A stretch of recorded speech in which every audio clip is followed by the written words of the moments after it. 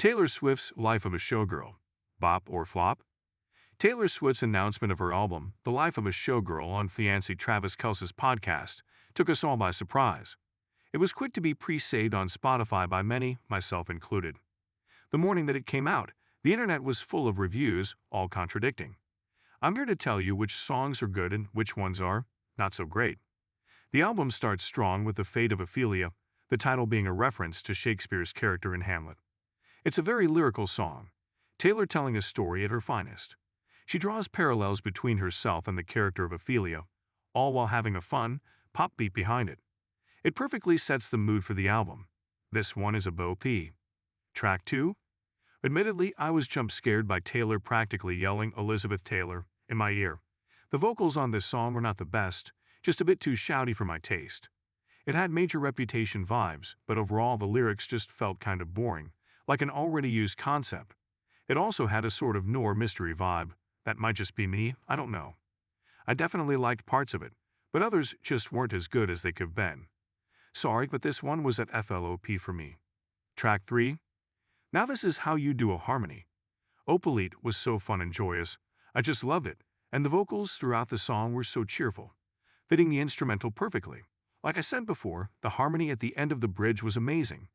It's the kind of song that makes you want to get up and dance, which I really liked. This is definitely a Bop.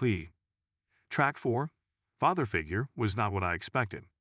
I really thought there would be a lot more of the George Michael song incorporated, and at first I was a little disappointed, honestly.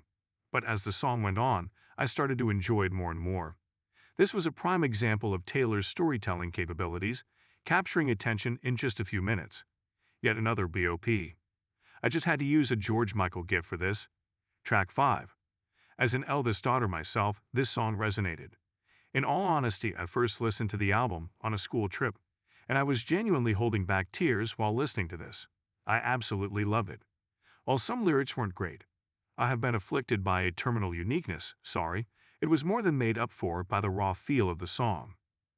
I like the use of just vocals, piano, and guitar, so that it didn't sound too manufactured. Also, this bridge. Absolute perfection. Couldn't have done it better. It was an emotional punch, but a Bop nonetheless. Track 6. Ruin the Friendship. Yet another emotional attack, because what do you mean he died? I gasped. I actually gasped the first time I listened to this. It reminded of Invisible String a little bit, with all of the reminiscing, but overall, it was really good. There's really not much I can think to say about it, apart from the fact that I really liked it. Taylor was definitely going all in with the stories on this album. A Bop. Track 7. Actually, Romantic is one of my new favorite songs. A diss track about a diss track being a love letter. I'm absolutely here for it. This track has come with a lot of speculation about who Taylor was laying into, most likely Charlie XCX, and this was so comedic and satirical. Like a toy chihuahua barking at me from a tiny purse, that's how much it hurts, is some of my favorite delivery in a song, because it's just so funny and light. This is another Bop. Track 8. I had mixed feelings on my first listen to. I just wasn't sure if I enjoyed it. It felt a little boring. But when I listened again, I found myself enjoying it more. This might be a really niche reference, but it reminds me of a song called Mr. and Mrs. Smith from a show called Smash, which is basically a celebrity couple saying, "You paparazzi, leave us alone," which is absolutely what this song is. May take a little warming up to, but a Bop. Track 9, Here We Are. Wood. I'm not going to dwell on this for too long, because I honestly didn't like it. It was full of innuendo, and I just found myself thinking, did I really need to know that? It felt like a parody of a Sabrina Carpenter song more than anything. I just hated it. This one was FLOP. Track 10. Coming back strong from this is Can Sail Olid. It definitely sounds like it could have been on Reputation, and I really like it. Once again, some lyrics are lacking. Did you grow both too close to the sun?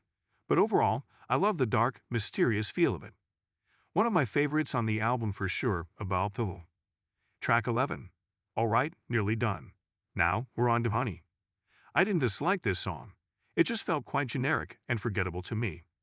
I liked the sentiment behind it, a cute love song about feeling wanted, but it just didn't have any standout features on it. Sorry to say this, but it was at FLOP for me. Track 12. Finally, the titular track itself, The Life of a Showgirl. Once again, I like the storytelling on this one. and Sabrina and Taylor's vocals mixed together so well throughout the song. It was another upbeat-sounding song that had these really deep lyrics when you think about it, very reminiscent of I Can Do It With a Broken Heart, in the way it talked about dedication. This one was well and truly a bop. Conclusion, well, we made it through. I must say, I was dangerously close to running out of Taylor Swift gifts on this, and was crossing my fingers that there'd be enough, hence the George Michael one from earlier. This album was definitely a success, and I personally think it's one of Taylor's better albums. I love the light feel of it, and how it stayed, mostly cheerful, even on the sadder songs. These are just my opinions. I know not everybody is going to feel the same, but I really think this one was great. It was a fantastic start to a very long coach journey that I was on at the time. Driving through London in the morning, traffic is not fun. Overall, loving the return of pop princess Taylor, instead of the melancholia from TPD. This whole entire album was a VOP.